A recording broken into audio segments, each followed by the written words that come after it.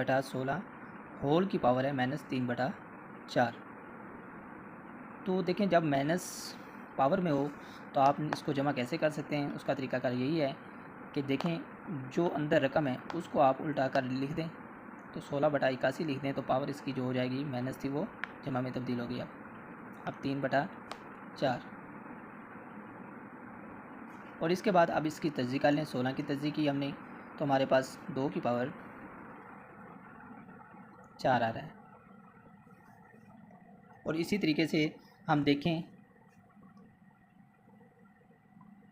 81 की देखें तो वो 3 की पावर 4 तज्ज़ी आ रही है। और इसी तरीके से 3/4 यानी कि 2 की पावर 4 देखें तो 2 2 4 4 2 8 8 2 16। इसका मतलब होता है कि 2 को आपने 4 मरतबा ज़रब देना है और 3 की पावर 4 हो तो 3 को 4 मरतबा ज़रब देंगे तो 81 आ जाएगा। अब इसके बाद देखें इनके 2 की पावर भी 4 है और 3 की पावर भी 4 है। इसके दो तरीके कार हैं, या तो पावर को बाहर ले जाएँ और उसके बाद हल कर लें, या फिर यह है कि ऊपर वाली रकम को अलहदा लिख लें और नीचे वाली रकम को अलहदा।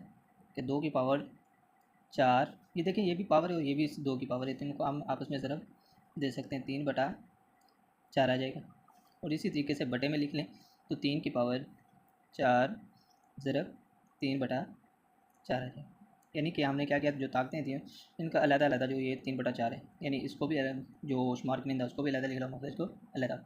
अब जो पावरें हैं 4 एकम 4 के साथ ये कैंसिल हो रहा है, इसी तरीके से ये भी 4 एकम 4 के साथ कैंसिल हो रहा है। तो अब आपके पास देखें 2 की पावर 3 बच रहा है, वो लिख लें जी। 2 की ताकत 3/3 की ताकत 3। अब देखें 2 की ताकत 3 का मतलब यह है कि 2 को आपने कितनी मरतबा ज़रब देनी है, 3 मरतबा, यानी 2 ज़रब 2 ज़रब 2। और इसी तरीके से 3 को देखें, 3 की पावर 3 है तो 3 को ही 3 मरतबा ज़रब देनी है, 3 को 3 के साथ। तो ये 2 ज़रब 2 ज़रब 2, 2 2 4 4 2 8 आ जाएगा। और इसी तरीके से 3 3 9 9 3 27 आ जाएगा। ये हमारा हल आ जाएगा।